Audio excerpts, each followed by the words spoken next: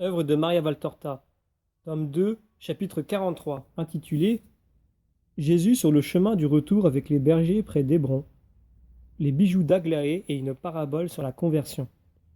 Vision du 15 janvier 1945. Jésus marche avec ses disciples sur une route, le long d'un torrent.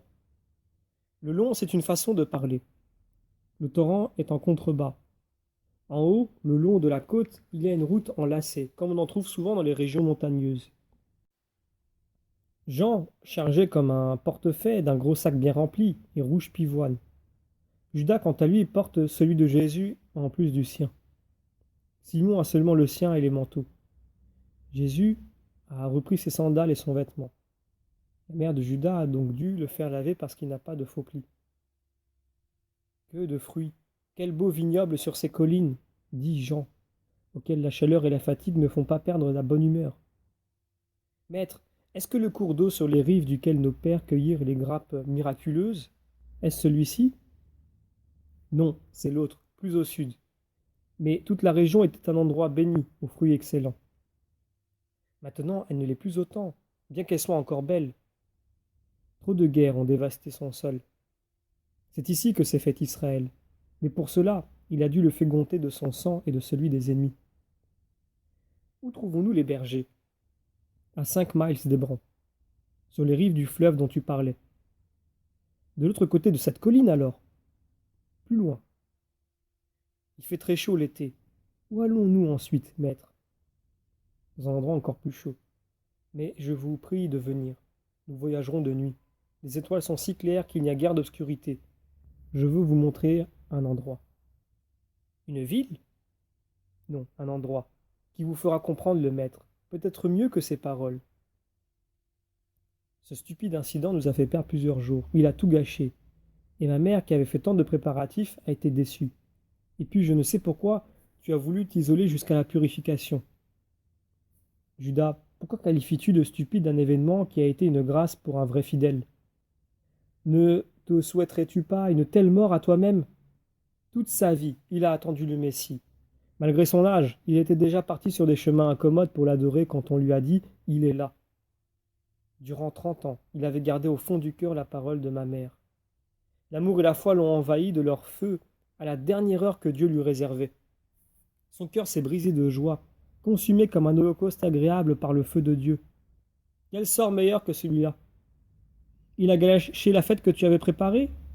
Vois cela une réponse de Dieu. On ne mélange pas ce qui est de l'homme avec ce qui vient de Dieu. Ta mère, elle m'aura encore. Ce vieillard n'aura plus pu me voir. Tout Kériot peut encore venir au Christ, mais ce vieillard n'avait plus assez de force pour le faire. J'ai été heureux d'avoir accueilli sur mon cœur ce vieux père mourant et d'avoir recommandé son âme. Quant au reste, pourquoi scandaliser en manifestant du mépris pour la loi? Pour dire « suivez-moi », il faut marcher. Pour entraîner sur une voie sainte, il faut suivre la même voie. Comment aurais-je pu, ou comment pourrais-je dire « soyez fidèles » si j'étais moi-même infidèle? Je crois que cette erreur est la cause de notre décadence. Les rabbins et les pharisiens accablent le peuple sous le poids de prescriptions et puis ils agissent comme celui qui a profané la maison de Jean en faisant un lieu de débauche, observe Simon. C'est un homme d'Hérode, insiste Judas. Oui, Judas, mais on trouve les mêmes fautes dans les castes que l'on dit saintes et qui d'ailleurs prétendent elles-mêmes l'être.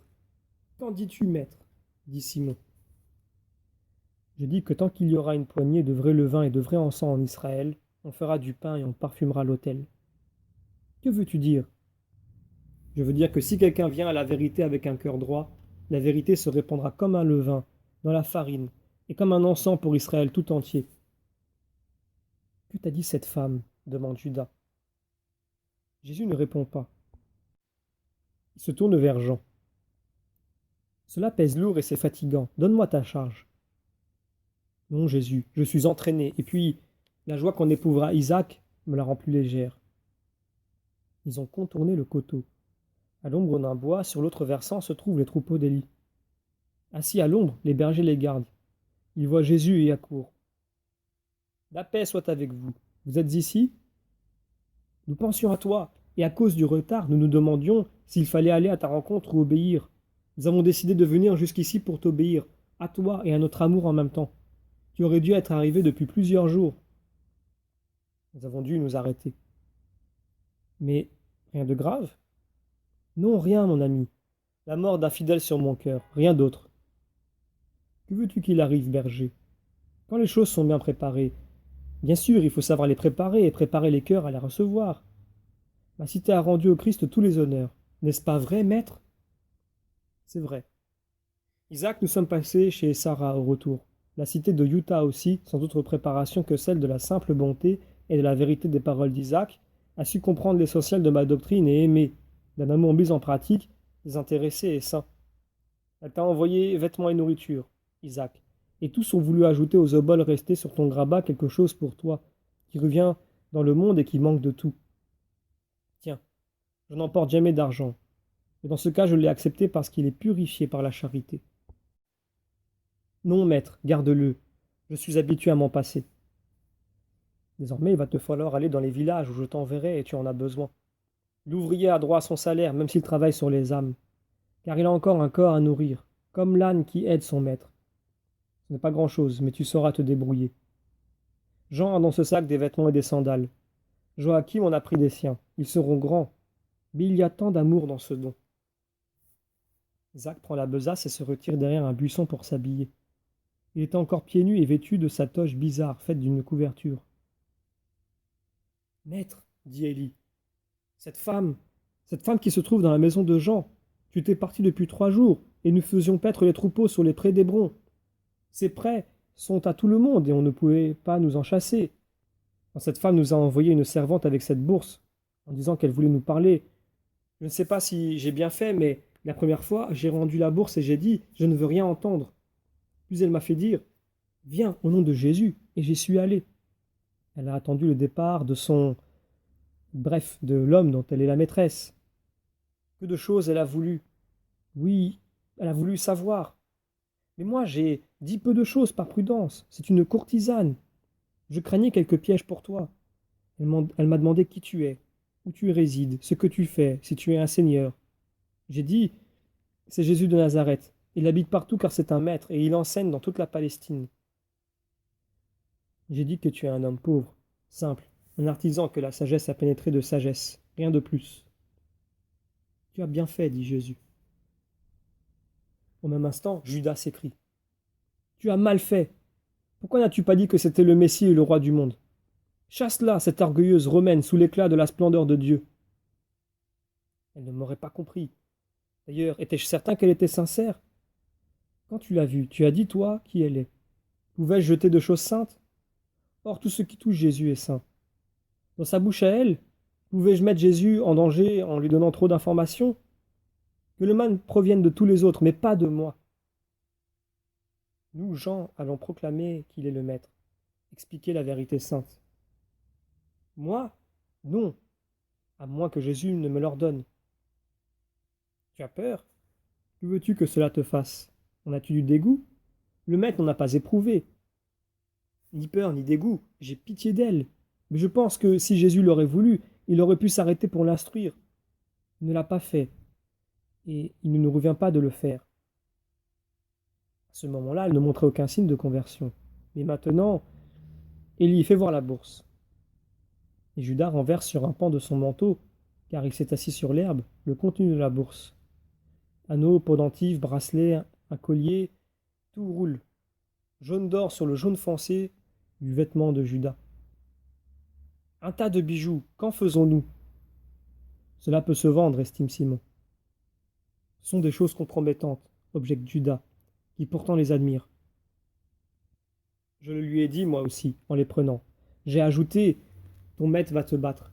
Elle m'a répondu, ce ne sont pas ses affaires, c'est à moi. J'en fais ce que je veux. Je sais que c'est l'or du péché, mais il sera purifié s'il sert pour qui est pauvre et saint, pour qui se souvienne de moi. Et elle pleurait.